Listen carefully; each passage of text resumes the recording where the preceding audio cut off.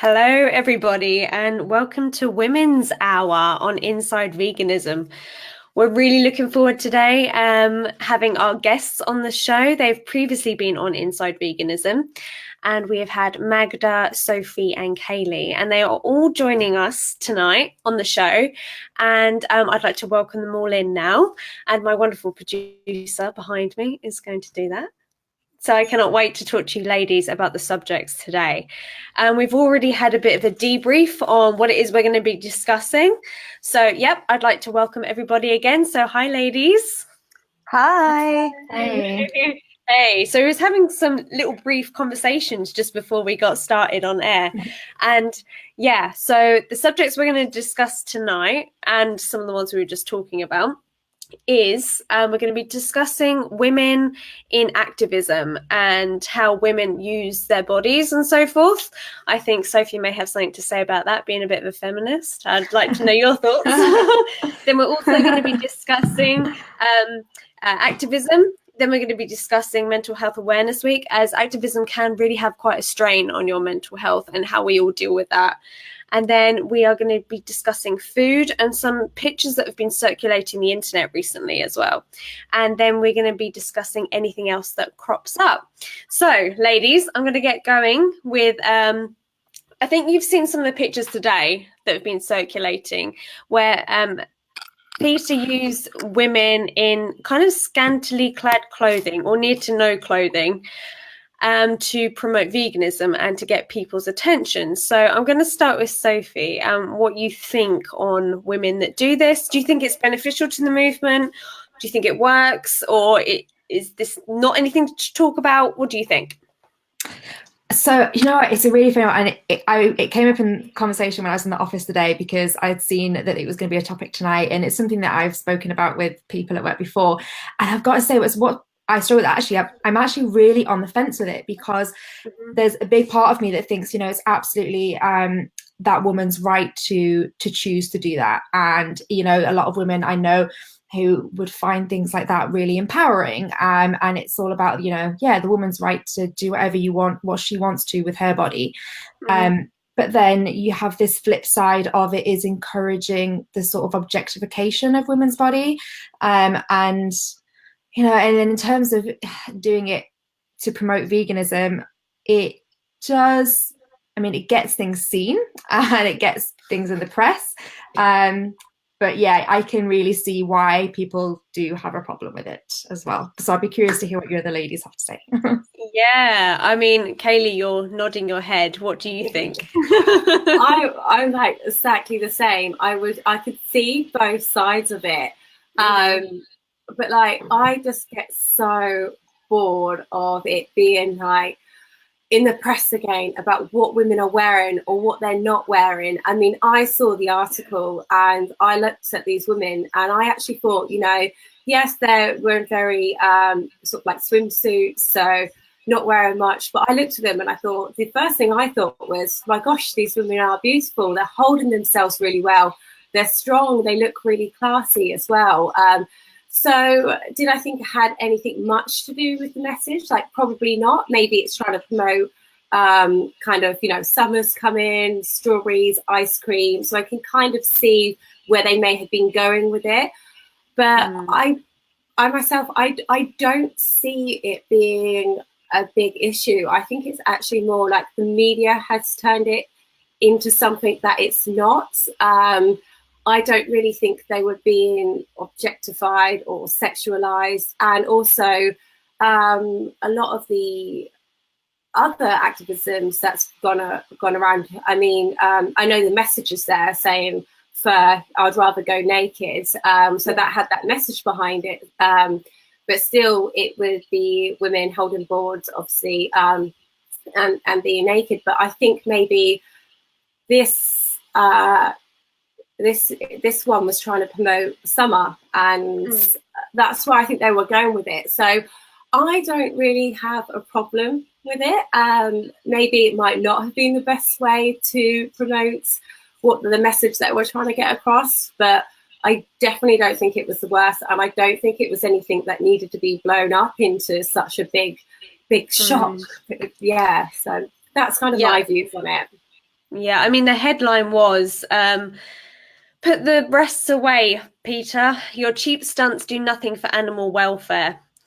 And yeah, it's, you know, it's so interesting to discuss it. And Magda, what do you think?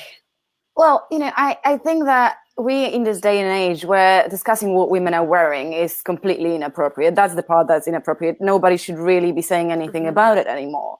If it was a bunch of guys, topless guys, nobody would even mention it. I really believe nobody would mention it. However, we women would probably be quite attracted to it in a way, right? So I understand both perspectives. However, they agreed, they consented to wearing bikinis or whatever. Yes, Peter could have done a bit of a different job. They could have been wearing, I don't know, tennis outfits or something like that. However, the women consented to it. It's their choice. And I think media is blowing it totally out of proportion. But has it done it? It probably didn't do the job. They probably didn't get exactly what they were after. It may have looked strange to some people, for sure, but it's what women are wearing. It's totally our business at this point, I think, and seeing that in the media saying that it's inappropriate, I think it's their choice. But yes, Peter could do a little bit better with their marketing and their strategy for sure. I mean, Peter have been using this for a long time. They're pretty well known for doing this for ages now. Definitely. And they clearly are not deterred by the negative press about it. And I think it's this like possibly that they've got this view, all press is good press, and it's getting our message out there. And I guess maybe that's it. And yeah, like you said, these women have absolutely consented to doing it. And so I think for sure. Yeah, I mean, do you think that the message is getting put across?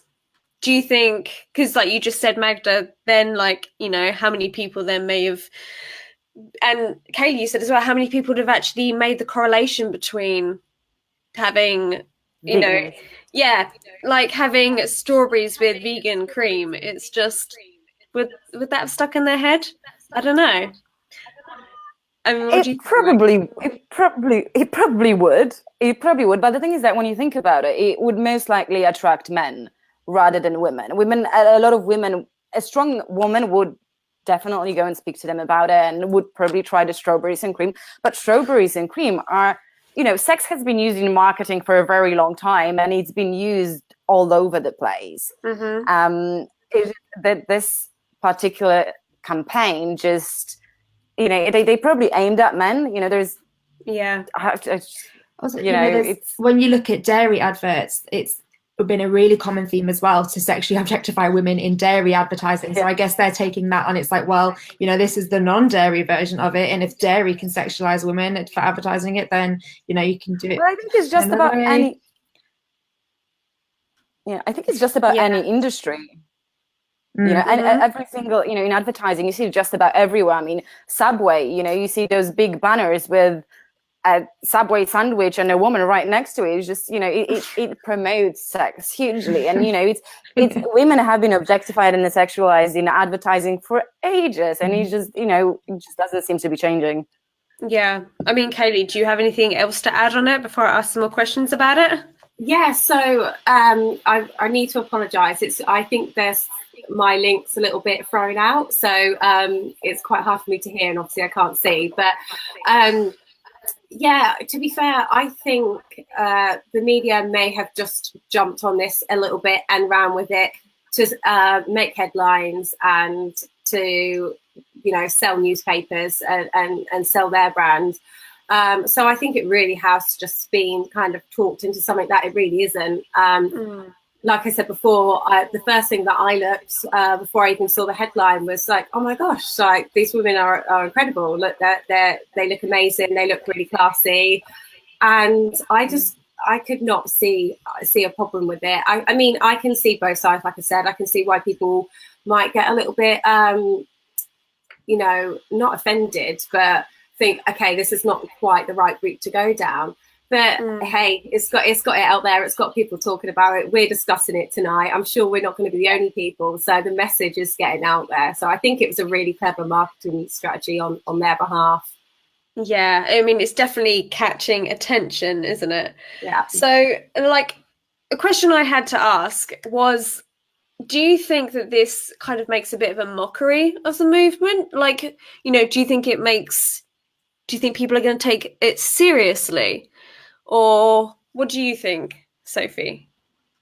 Yeah, that actually does worry me, because I think animal rights activists can be seen as these extremists, and you know, we have these sort of stereotypes around us, and I think I think we have to be careful if we want people to take us seriously. So I think there is an element of that.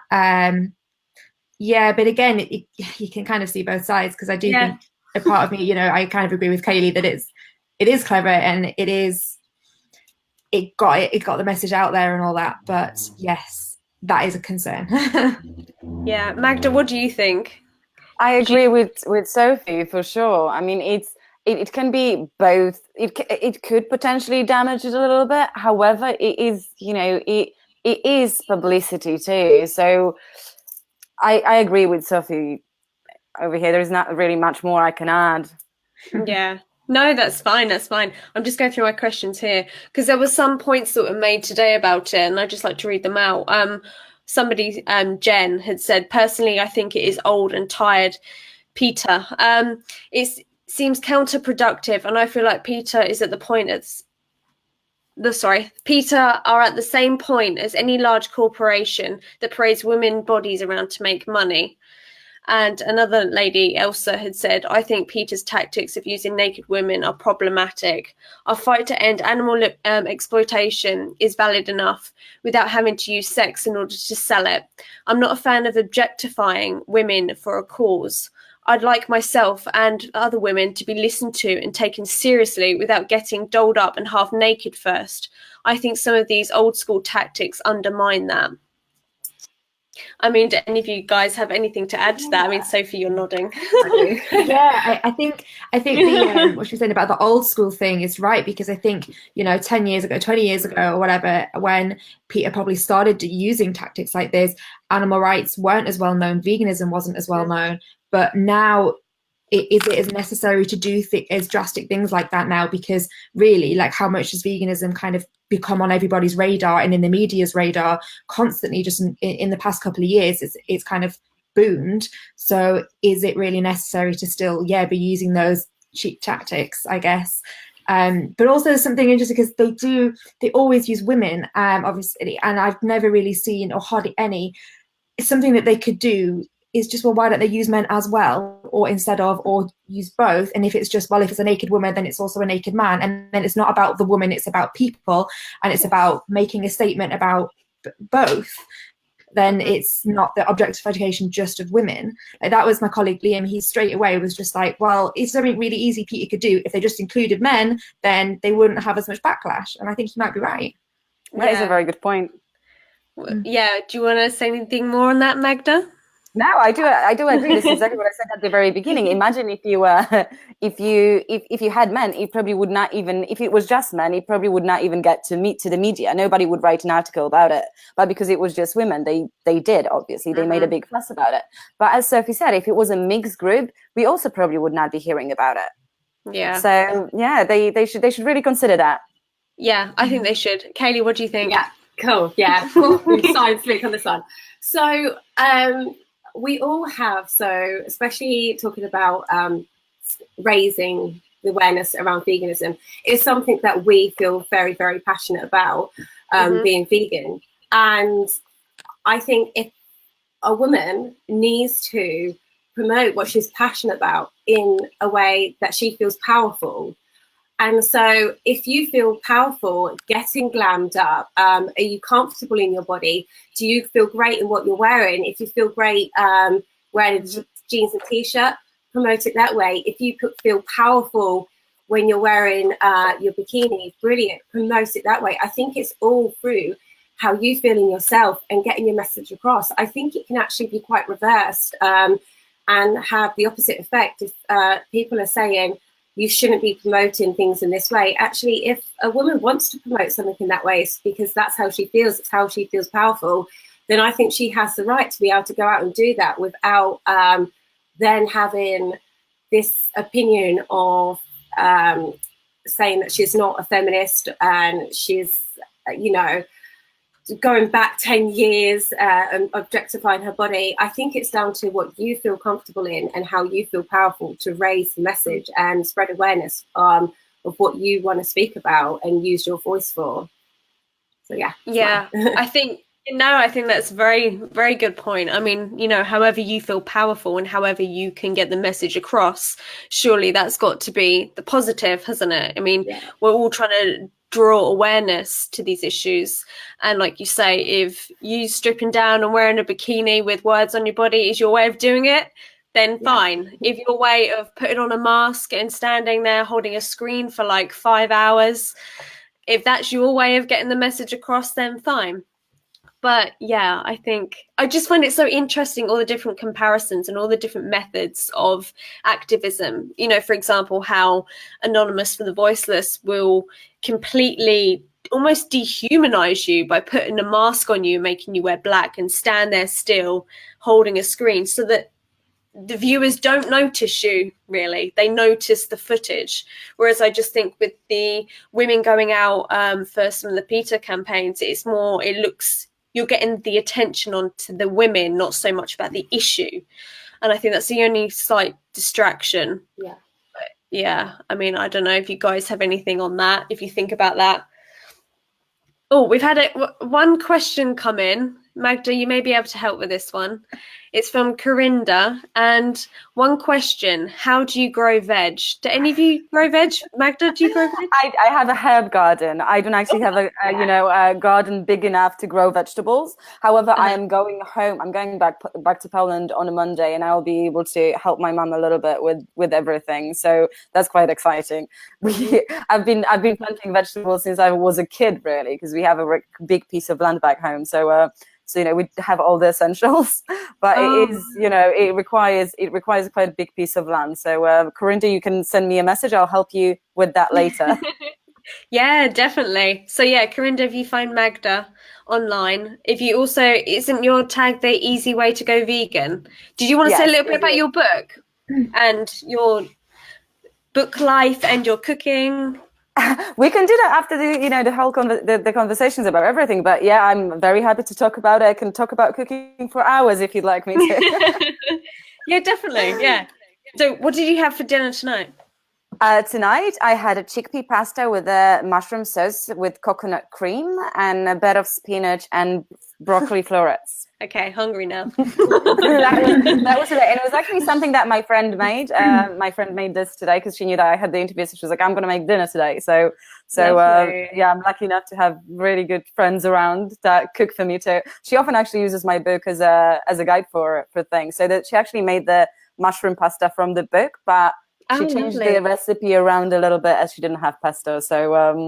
So she just made it, made a bit of a different base and added greens as well, which is something that I try to do with every meal as well. Mm-hmm. Nice. Yeah. Kaylee, Sophie, do either of you grow vegetables or herbs or anything like that? I know we're kind of like deviating away from the subject we're talking about, but we can jump about. We can do what we want. Yes, we have herbs. So yeah, I have herbs in the garden, like rosemary, definitely. We used to have a raised bed actually in our garden. So we had this wood bit, so it was raised and had nets over it. And we used to grow like different things like spring onions, tomatoes, and yeah, that was really great. We don't have it anymore though, which is a shame. But it's quite easy actually. So even obviously if you want to grow lots of vegetables, like you said, you have to have quite a lot of land. But if you have a small garden, you can still definitely get some homegrown options in there, which is really, really good. Yeah. Sophie, do you I grow anything? Not personally, but my housemate, bless him, he's really into it. And we've got a lovely little back garden, and he's been getting really excited in the spring and now summer because he's growing. We've got beans growing, and we've got a little herb bed, and we've got strawberries and I think tomatoes. So we haven't eaten anything from it yet, but I think we will be soon. But he's so sweet. He looked out the other day and he was looking out into the garden and he could see all the flowers and the things. And he just went, it just fills my heart with joy looking at it. I was like, oh, you're so cute. It's very exciting. This is exactly how I feel every single time I go to my little herb garden. I can see, I've got chilies, tomatoes, and other things growing on the side as well. So every single time I see extra leaf or extra, a little bloom, I'm just like, yay, this is amazing. So exciting. When I was going away last weekend for a weekend, I had to ask my flatmate to look after it. But the moment I got back, the first thing I did was go to the garden and make sure that everything is actually fine. Well, priorities, got to check that they're still going strong. Exactly. I just wanted to let you know that I can't hear Kaylee when she speaks. So I won't be able to comment on anything for some reason. I can only hear Sophie and you, but not Kaylee. Right. Okay. No, that's fine. Maybe the producer might be able to help us behind the scenes. But that kind of leads me on a little bit to the next subject that I want to talk to you a bit about. The way you're just saying, things that make you feel happy or things that give you enjoyment. And this week is Mental Health Awareness Week. And I think that through a lot of the footage that we see online, through social media, even talking to other activists, just loads of different things can be really disheartening, even if you do activism or go out to vigils and things like that. So I'll put this out to you, Sophie. Do you do anything in order to make you feel, to help your mental well-being and yourself from seeing all this horrible stuff? Because I'm aware of where you work as well and some of the things that you see. I mean, you're very directly involved with a lot of stuff that happens. I mean, if you want to talk a bit about that, that would be great. But yeah, I mean, how do you deal with what you see? Yeah, I guess I have the really good and the really bad, because the really hard bit obviously is, if you don't know about Viva, the charity that I work for, we're a vegan campaigning charity, and a lot of what we do is going undercover into farms and filming and exposing the realities of the dairy and the meat industries. So yeah, we are confronted quite regularly on the realities of what is going on. We produce loads of literature, films, sort of small documentaries, all those things. So yeah, we are in an environment where we're constantly reminded of the sort of statistics of the realities of it all. But then on the flip side, I get to work with amazing vegans, and I have sort of surrounded myself in a little vegan bubble. Actually, pretty much everyone I know, and in Bristol, since I've lived here, is predominantly vegan, which is always really nice. And it kind of, that fills my heart with joy to know that there's amazing people out there, and like you guys, and meeting people at festivals is a fantastic way, because you're just surrounded by people with the same message. So I guess my advice to anybody who does feel like they struggle with that is to just try and meet like-minded people as much as you can. Yeah. Do you think it's important as well to talk about it, like things that you've seen? Because I'm aware that some people that I've met as well at vigils, sometimes they just like disappear off social media for a few days and they go quiet whilst they're thinking and processing. And, I welcome them to try to talk it out, because they're not alone in the thoughts that they see of all this horrific footage and stuff. But yeah. I guess I think it would just depend on that individual, really. I mean, sometimes you do need to just, I know that if I feel down for whatever reason, I think sometimes I'll be in a mood where I'd like really need to be with people, and then occasionally I'll just be like, absolutely no need to just shut myself in my bedroom for an evening for whatever reason and just be myself. I just think it varies on the individual. But yeah, I think encouraging people to feel like they can talk about it definitely is probably beneficial. Yeah. I mean, Magda, have you done much activism before? Not much, unfortunately. I mean, I believe that my book in itself and running the blog and speaking to people about it at the shows is definitely part of what I do as activism. Having spoken to a lot of activists, I know that a lot of the ones that I work with and deal with, they add things like meditation to daily lifestyle. I think it is quite a lot, because our diet is rich in so many nutrients. This definitely helps with your mental state and mental health. The foods that you're putting through your body are not as processed, not as heavily processed, and they're still full of energy. Meat in itself is already a dead energy that's been already processed. So our diet in itself is already a good one. But I think what what we also need to take into consideration during the mental health week is the people who actually work at slaughterhouses. They a lot of them have no choice. They have to do it. This might be the only option to work there because there is no other work in the area where they are. So, let's not forget about those as well, because no matter what, they're still humans, and they probably suffer hugely, just by observing what's happening there on daily basis, day in, day out. Yeah, it must be horrific. I just can't even fathom the idea of being in a slaughterhouse and doing that. I mean, what that must do to your mental state. I mean, they probably have it, albeit the animals have it the hardest. They are probably next in line, aren't they? That's for sure. And the thing is, when I was doing research for my book, I found that a lot of those people actually tend to have very violent tendencies after as well. It really affects them hugely. So I hope that they can get the help they need if they require, and they can speak to people too. I mean, they're still humans, Yeah. I mean, Katie, what do you think about this subject? Yeah. So mental health is something which where I have a lot of my interest lies. So from my degree and also some further training that I'm going on is all surrounding mental health. And I was actually going to say the same as Magda, that the food that we eat actually, like, so the dairy, we don't consume dairy, but dairy for other people, it really plays on the nervous system. So it has a big impact on the nervous system and actually can increase anxiety. So that can be an issue in itself. So the food that we eat definitely has a massive impact on our mental health and the state of it as well. And I was going to say the same as the people who work in the slaughterhouses.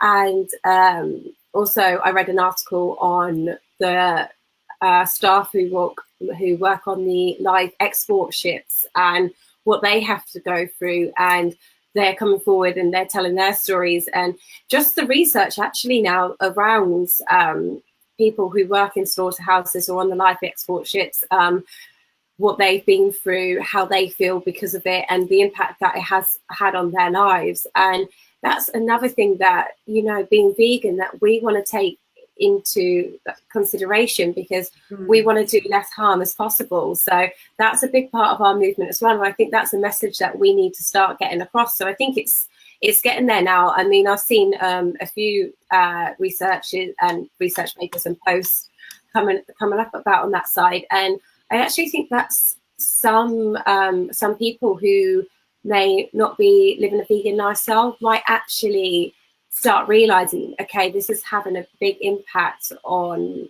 the world together and humans. And they might actually start thinking, okay, there is some content in there, and that might be the thing that makes them make that switch and transition into a vegan lifestyle. So I think that's really interesting. I'm so glad that there's more being spoken about as well. Yeah, I mean, what you just said then about on the ships of the livestock with the animals, I never even thought about those workers before. I mean, I thought about inside slaughterhouses, but what must that be like on those ships? I mean, there's yeah, it's terrible. I mean, Sophie, what was you going to add a comment? Yeah, I was just going to say about what you were saying about dairy products and a set of foods affecting our mood and how important that is, and it's something that people don't realise. I just wanted to say quickly that my boss, Juliet, who founded Viva, she's a trained nutritional therapist, and she does an amazing talk that's available to watch on YouTube, and it's called Mood Food, and you should definitely watch it, Katie, especially. Yeah. It's really, really interesting. All about this sort of science behind how different foods and your diet and lifestyle and everything can massively affect your mental health. It's really good talk. I'll definitely have to watch that. Yeah, you need to send me the link. So I'm very interested in nutrition and mental health. Like for me, if anyone wants to watch it at home as well, if you just search Juliet Mood Food Viva, it'll come up on YouTube. I need to watch it. Yeah, it's really good. It's really good. Definitely. I mean, Magda, what do you think about the livestock? Have you seen footage of things like that circulating on social media of the animals being exported? Have you ever seen any? No, actually, I have no idea which video you might be referring to. I'm sure I have. Oh no, yes, definitely. I've watched tons of it. So yeah, the ones you mean exported abroad and stuff. Yes. Yeah. Yes, of course. Yeah, this is awful. I mean, the one that I saw that really stuck in my mind was cattle, where actual cows were actually even thrown into the ocean and the sea because they fell ill in transport or they died in transport, and that was just absolutely terrifying and awful. And we swim in those seas. It's our water, and then just seeing that a dead animal was thrown right into it, it was awful. Yeah, but it's definitely horrible to work in those. Sorry, I didn't hear what Kaylee was saying about it. Unfortunately, I still can't hear her. So okay. I only got a little bit of the conversation from your comment, but definitely an awful thing to experience, an awful place to work at. Yeah, 100%. And we've had a question come through from Meg, and her question is, what are everyone's opinions on female dairy cows and other animals being referred to as women? It's effectively saying uteruses / vaginas equals womanhood, which isn't always the case, or is being concerned over this just PC culture gone mad? I mean, Sophie, what are your views on the female dairy cows being referred to as women? Well, that statement right there about uteruses or vaginas being equals to womanhood, well, that is what makes us a woman in certain ways. Biologically speaking, they are women. And you see my talk, Victoria, that I do on relation with feminism and veganism. And I really do. I think that it shouldn't be separated. I think, there you go. So that's a leaflet about Britain's hardest working mother. So I talk a lot about how, if we've fought so hard for a woman's rights to our bodies, why should it be different for the dairy cows of the world? Because, dairy cows are being forcibly impregnated and having their babies taken from them. And that is absolutely a feminist issue. Absolutely. Yeah. I mean, sorry. Yeah, Kaylee. No, go for it, girl. I'm just getting in there. Yeah, 100% agree with that. They are like us. They grow life inside them. They love the life that they give birth to. They give birth to their babies. They are women. We would find it horrendous if the headline was women artificially inseminated without consent, given birth, baby then taken away to be killed, and then women hooked up to machine to gain breast milk. That would be a horrendous article, and there would be outrage at it. Sorry, this is a subject that it does really get to me. And they are women. They give birth, they grow babies, they give life, and that is womanhood. That is what we do. That is our sacred right, and nothing can take away from that. So sorry, get really careful about that. That's it. We've been told. I love it. I mean, Magda, what do you think on that question? I wish I could hear what Kaylee was saying, because I have no idea if I'm going to repeat myself. To be honest, I was agreeing with whatever what Sophie was saying. They are females, they are women, they are just different species, and saying that they different. They are different as species, obviously, but at the end of the day, dairy cow is a grieving mother. Like she had her calf taken away from her, and we cannot, like, if we keep on putting labels on things, we're never going to change. I think we just need to change our perception a little bit. Yeah, definitely. I mean, Sophie, I was so inspired by when I met you at your talk that you gave in London. Was it the Viva? Was it Veg Fest? It was Shoreditch Viva Festival, vegan festival. Yeah, it was really good. I mean, could you give a little speech, a little bit about some of the things that you brought up? I mean, maybe a little bit about how women are sexualized. We're going to go a little bit back to what we was first talking about when you talked about how the milk industries and yogurt industries going forward are really going to ramp up the whole advertising for these products to kind of counteract and fight back against vegans and alternative vegan milks. Yeah, dairy sales are actually dropping statistically in the past 2 years, and plant-based milks, I know, have something like they've gone up by something like 300% in the past 2 years. The sales of that as well, because people are realizing that they should not be consuming these products for whatever reason, whether it's because of their health or their environmental or their ethical reasons. People are waking up to it, and the dairy industry are scared, and unfortunately they have a huge budget for advertising, and they're sort of be prepared, I think, is the answer to the sort of adverts that will probably be hitting our screens more and more and more. But yeah, one of the big things that I don't think people are that aware of, and which I think is massively a feminist issue with the dairy industry, is the fact that hormones can affect the hormones in dairy products can affect our bodies so much. And it actually has been all these studies now saying that it links to girls going into early onset puberty, the consumption of dairy. So there's all these girls suddenly starting periods at the ages of 9, 10, 11, like so much younger than what they might have naturally would have done, which is not only completely unnatural, and it can actually risk leading to other diseases later in life, like make you a higher risk for it. So there's just all these different levels of it being really, really anti-feminist. Yeah. I mean, Kaylee, what do you think about that with hormones and things? Because I know you think very much that you are what you eat, and I know you're very conscious of your diet, and you use your diet as a form of medicine, as it were. Yeah. So, yeah, what do you think to that? That is one thing actually that I do know about the hormones and how that can play havoc on our bodies, and it's not natural. So I'm so glad that Sophie raised that, because that completely went out of my head. I think my power passionate thing took over earlier. That kind of dropped out, but definitely. And it's so important, because the marketing out there are advertising these lovely green fields with a mama cow and her babies grazing, living a lovely life, and that's not the case. And even if it was, what is going into the cows as well to try and keep them healthy, like the antibiotics, that's all stuff that filters down into us. And actually antibiotics, especially for women, can really have a huge impact on our gut health.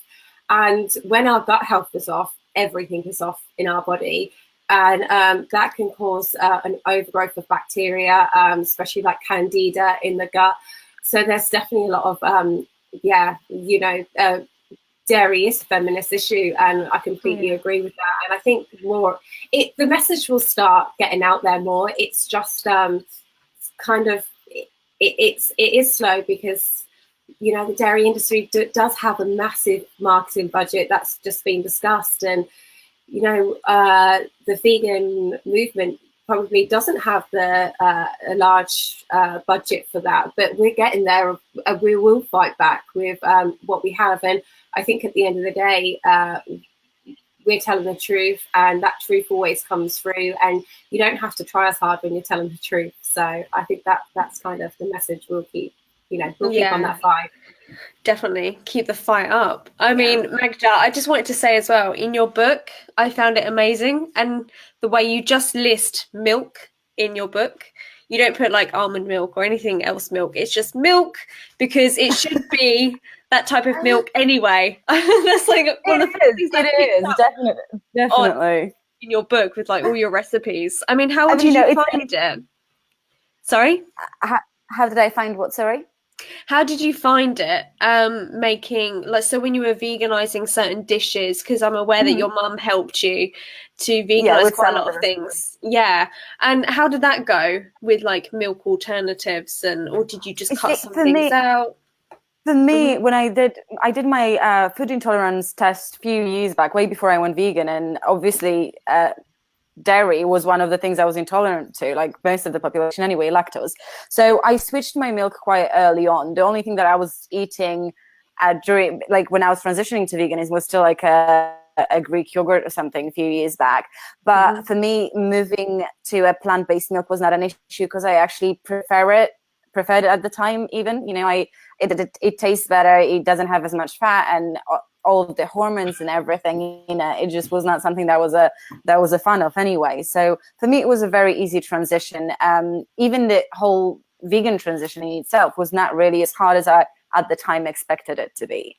So that's why I also wrote the book about it, because it's just, you know, people think it's really hard, but when you start looking at the facts and possible ways to transition, it just becomes pretty easy, and especially when you have the right tools to do it.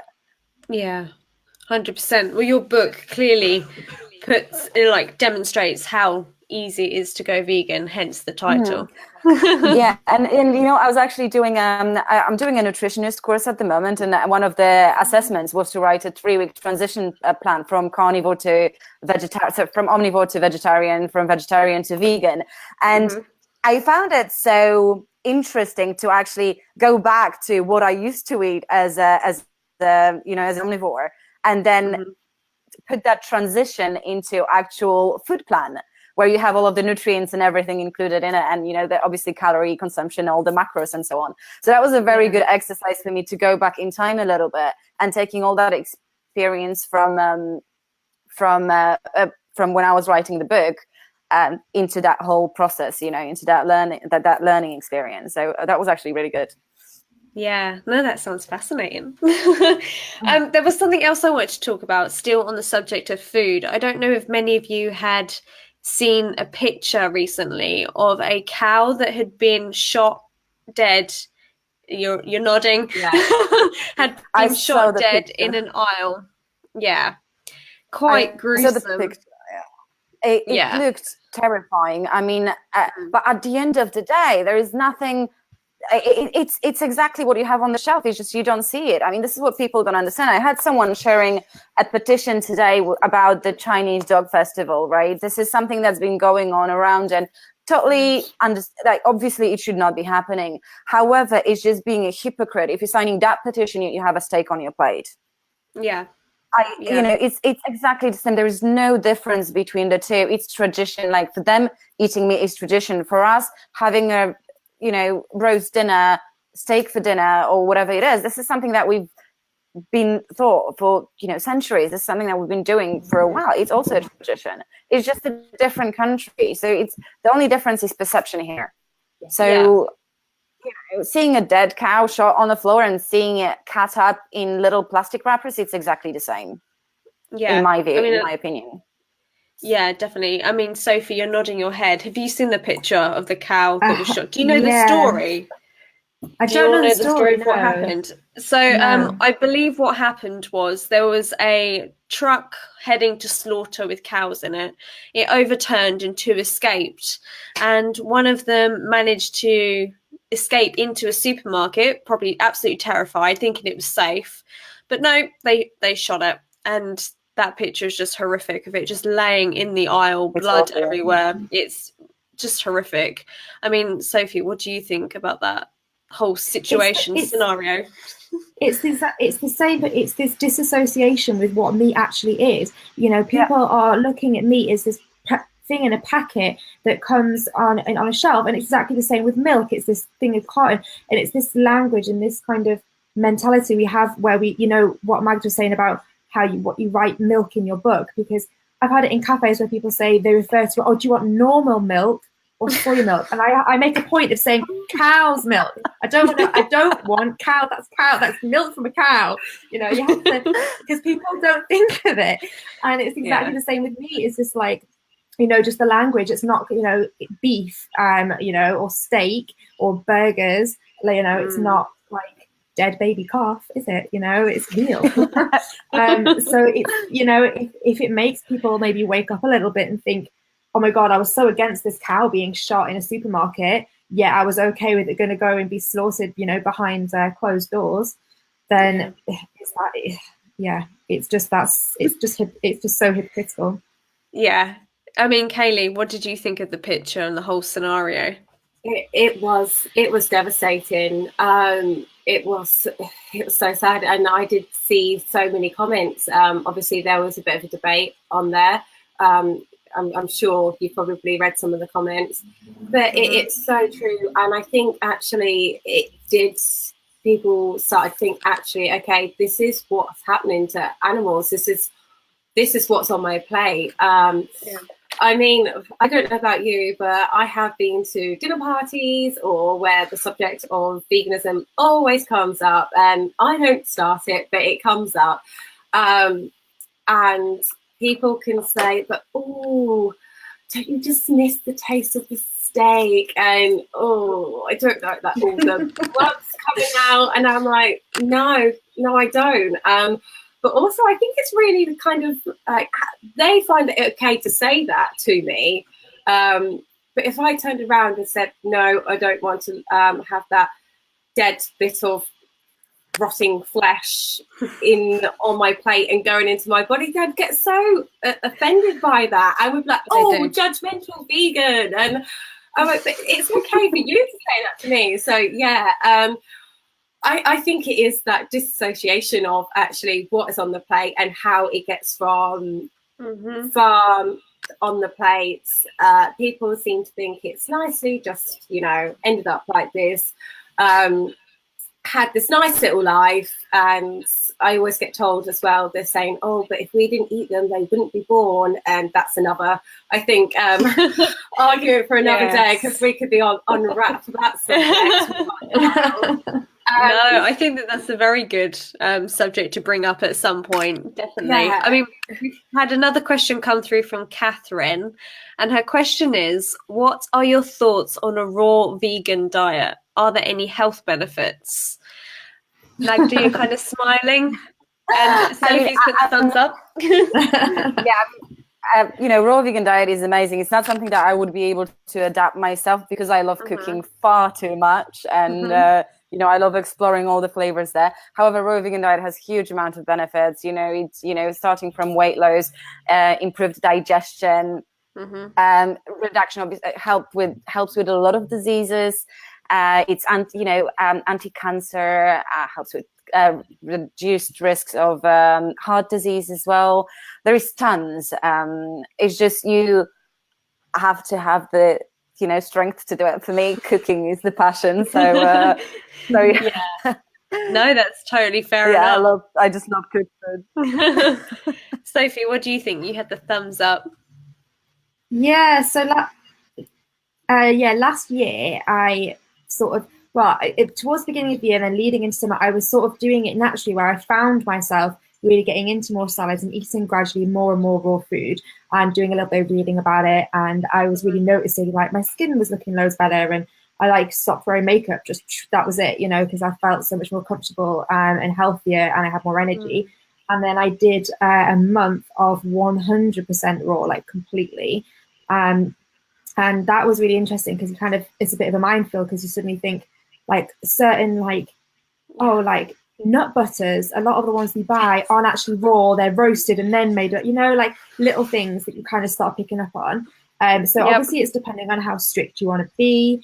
And obviously, 100% raw all of the time is like, it can be difficult and it can be time consuming, and all those things. If you can do it, great. And I think, it's probably going to be, there's a lot of health benefits. But interestingly, there are certain vegetables that, you'll get certain nutrients from when they're cooked and not when they're raw, but then certain when they're raw and not when they're cooked. And certain vegetables are better to eat raw than cooked. So for instance, peppers will lose about 70% of their nutrients if you cook them. So if you can eat a pepper raw, then that's a lot better. Whereas a beetroot, you can basically boil to a pulp and it will contain 97% of its nutrients still. So, if you can kind of pick and choose if you can stick with certain foods raw, there's a hell of a lot of health benefits. And even I think, generally speaking, I am probably 60% to 70% raw all the time, just because I feel amazing on it. Yeah. Wow. I think as a vegan, generally, you eat raw a lot. You eat a lot of raw things. I mean, you definitely implement many more vegetables and salads and so on. A lot of people do raw teal 4 as well. For people who don't want to do it all at once, you've got the raw teal 4, which I did for quite a few weeks actually. But it's just, it's just, I guess, what you prefer to do as well. Yeah. I mean, Kaylee, have you ever done any raw food cooking? Well, not cooking, preparation, because it's all in the prep work. Yeah. That is something I definitely want to get into more, especially with my diagnosis with having cancer. It's something that I have been exploring. And I know all the benefits around that, but again, it's just that preparation. But yeah, I love raw vegetables anyway. Raw broccoli, cauliflower, obviously celery, peppers, that you said, amazing. So I could sit there and eat them. But again, I do love it with lots of hummus. So and hummus is not raw. So, but yeah, I know the benefits, and I would if you could do it, I would 100% recommend anyone to if they could. And it's something that I'm going to look into, and definitely have to speak to Sophie about a little bit more. Then, yeah, you can make raw hummus. Just saying, you can make raw hummus. Oh, it's definitely not the same. It's not the same as the shop bought. I'll give it that. But you can like soak and sprout chickpeas. Make them with that. Another really good one that I used to do a lot was raw pesto with avocado, because it's just like in cashew nuts and gets the calories up, but also like it's really creamy. And yes, you can put it on tons of different salad dressings or Jessie or whatever. You need to share those recipes. Share those recipes. And I've got another question here from Aidan, and his question is, what is your favorite mainstream restaurant to eat out? Magda, do you have one? Yes. Well, favorite. For me, I love food in general, but I love Mildred's. This is a restaurant in London. Mildred's really nice, and they do quite a nice vegan selection. They do have some vegetarian options too, but the vegan selection is really nice.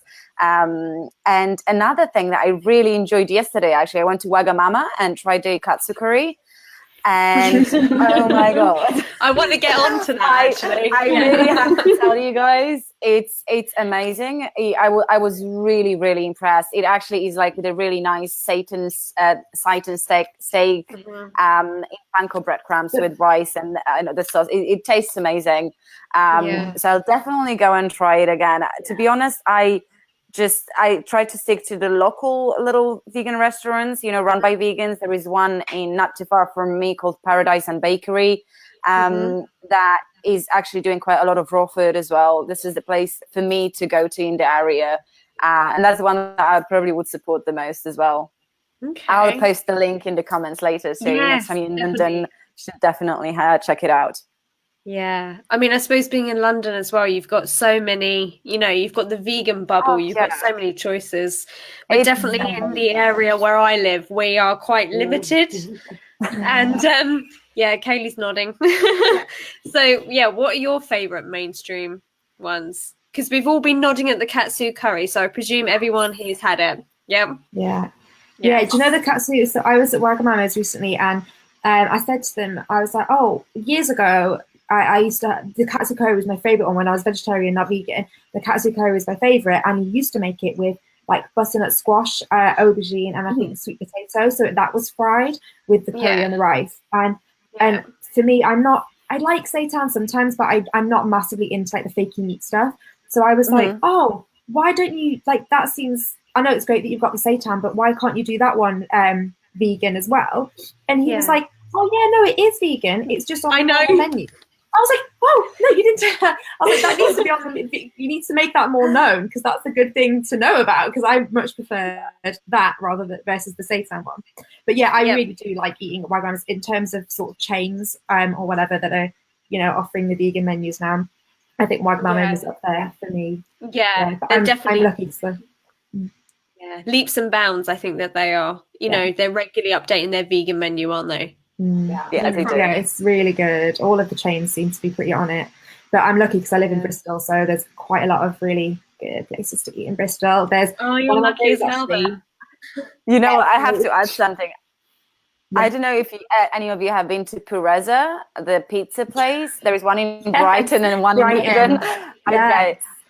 The one in Brighton changed my life completely, and they've just opened another one in Camden in London. They've opened like 3 weeks ago. I've already been there 3 times. So literally I have pizza regularly right now, but it's amazing. It's absolutely amazing. They've got a Zzz's. raw pizza there as well. And I they did have have anyway. gluten-free options as well, Yeah. which is amazing. You know? Gluten-free kitchen with a lot of gluten-free options. So definitely doing a right thing. Yeah. Kaylee, what was your favourite? Yeah, I was going to say, I love Wagamama, Cozy Club, and Zzz's do a really good vegan pizza. But you'll know, Victoria. Yeah, TFI, we're quite limited, aren't we, where we are? But, TFI Vegan, the burger fan, so good. Those guys do the best burgers. And I am really excited because they're coming to the Sunday market, the Sunday actually in Felixstowe. So I've been raving about it. And I'm definitely going to drag Daniel down there to try one because he hasn't tried one yet. And I think he's going to love them as well because they just taste so good. So yeah, shout out to those guys because definitely. I mean, I'll just explain a little bit. That where we are, we're based in Suffolk, Kaylee and I, and we are quite limited for vegan options. But there is a duo that travel around in their Rusty. What's the name of the van? Rusty, isn't it? Yeah, Old Rusty. Old Rusty. Yeah. And it's their mobile cooking device, and they go around and they make the most amazing vegan food. They used to do cupcakes, but they do burgers and so forth, and they are just incredible. So big shout out to them because they're like the little savior where we are. And like we get vegan treats, and they've got the market as well. The guys around them at the market offering a lot of vegan options now. So I love it. Just going, although I'll be moving office soon, which is a bit of a shame, but going on my lunch break and like today I had a vegan Cajun burrito wrap and it was so good. It was so yummy. And yeah, so that part of the market's actually offering a lot more vegan options now thanks to those guys as well, which is amazing. Yeah. Well, that's how it spreads, isn't it? It's you know, they're leading by example and the food that they offer is incredible. Yeah. So yeah, but ladies, can you believe an hour has already gone by? Yeah, that has absolutely flown by. Yeah, I can't believe it. I mean, I think we covered most things. There was only one other topic, which I think Sophie would have been good to get into with, which is can you be a feminist and not be vegan? We can quickly talk on that for like a few minutes. We'll overrun a little bit. What do you think? Can you be a feminist and not be vegan? So do you know what's so funny? Because Aidan asked me this same question when I was on the last Inside Veganism, and my initial reaction and what I said last time I was asked it was no, which I kind of stand by. But actually, I've been thinking about it more, and since I've been asked it and stuff, and actually, I think that's maybe a little bit harsh. And I think you absolutely can be a feminist and not necessarily be vegan. But what I would say is you have to at least be aware of the issues of the meat and dairy industries to make informed decisions. I think because then then you can't be, then you shouldn't be. I think to consider yourself, a feminist, you need to make yourself aware of the issues, basically. Yeah, definitely. I mean, Kaylee, you're nodding. What do you think? Can you be a feminist and not be vegan? Yeah, so I agree. I think this is a very touchy subject, and I think it might upset a lot of people. But Go for it. Say what you think. I think, okay, absolutely you can be. But I think you need to explore other issues. As if you are a feminist, you want to explore those issues. So you don't want to dissociate yourself and play naive because you don't like the answers that you're going to find. I think if you say you're a feminist, and even this goes with men as well, you know, men can be feminists as well. It's just about equal. Well, to me, it's always about equal rights. So yeah, I feel like you have to let yourself explore. So if you're watching this now and you're going, okay, cool, I represent myself as a feminist, I need to go and explore these options now and do a little bit more research for myself. I don't think you can go, I'm a feminist, I'm a feminist, but I don't want to find, I don't want to see what I'm going to find out. So I'm going to block that and forget about this and not go and explore it further. So, yeah. Yeah. And Magda, last but not least, what do you think? Can you be feminist and not be vegan? The thing is that if I said no, it would sort of be an offensive thing to say to all feminists around the world, because even in the UK you've got 3.5 million vegans. However, I'm sure that a lot of people class themselves as feminists and they're not vegan, and they've been doing fantastic work throughout the years. So as long as they're aware, as Sophie said, of the whole industry, at the end of the day, oppression is oppression, violence is violence, and they just need to be aware of those issues. But I think it would be unfair to say that you have to be vegan, because we're talking about things that some people are completely unaware of. Some people think that they don't have a choice when it comes to eating meat, but obviously it would be much better if they were, because there is huge, it would definitely be much better. And I would say, yes, I'm a feminist, Sophie's a feminist, and yes, we're both vegan. But I think it would be slightly offensive for me to say that, you have to be vegan. To all of the past feminists who did such an amazing work throughout the centuries, back in the 1900s, veganism was not even there. So, or maybe it was, but we just, don't really hear about it that much. But I think we have to take that into consideration too. So there is a huge past feminist movement where veganism was not associated to it at all. Yeah, that's a very fair point. Definitely. Right, ladies. So it has been amazing having you all on the show, and I cannot thank you all enough for giving up an hour and a little bit to talk to one another and myself about all the issues that we've discussed. But before we go, I just want to go through one by one for you to just give a shout out to your products or where people can find you and your social media channels. So Kaylee, if you could let us know yours, please. Sorry, and I've got who's that you're holding? Yeah, I've got my little cat here. Sorry, she's Bella. So yeah, it's Women's Hour. She's joining in, climbing on me. So you can find me on Instagram at Kaylee_Michelle_Norris. That's where I am the most. I'm actually starting a women's self-growth challenge. It's free for 7 days, and that's on Facebook group, the Collaborative Tribe. So I just really want to give something back and empower women. So that's going to be a really cool sort of 7-day challenge / program to equip women with the tools and rituals that they need to really go forward and empower themselves and embody self-love. So yeah, that's me. No, that's great. If you can put in the comments links to all the things you've just mentioned, that would be great. And Magda, are you trying to get Peanut? No, she's just scratching the chair. She was really loud. Okay. But she's right here, yes. And where can people find you online? They can find me on Easy Way to Go Vegan. So just, Facebook at Easy Way to Go Vegan. Twitter the same, just with a number 2 rather than TO. And Instagram Easy Way to Go Vegan, and my website www.easywaytogovegan.com. This is where you can see the blog and you can purchase the book as well. Yeah, for anyone watching, you can use a code IV4 to get £4 off as well. Ooh. That's always good. Thank you so much. And Sophie, where can people find you online? Okay, first of all, quick shout out to Viva, who is the charity that I work for. And you can find all the information on about Viva, viva.org.uk. Please go and check us out and see all the big campaigns that we're working on at the minute. You can find me on Instagram. My name is just Sophie Delani.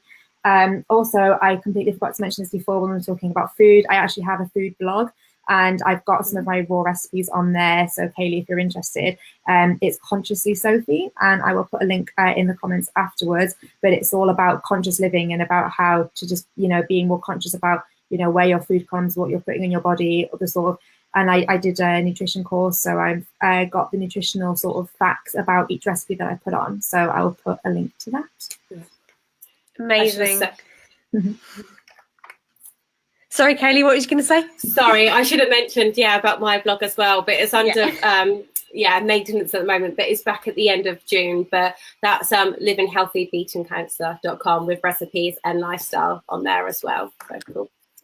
Brilliant. Well, thank you again so much, ladies. It has been great talking to you all, and I think you've all contributed some amazing, inspiring thoughts for all of us to digest and think about tonight. So thank you again. and hopefully work with you all again soon. So see you later. Thanks so much. Bye. Bye. Bye.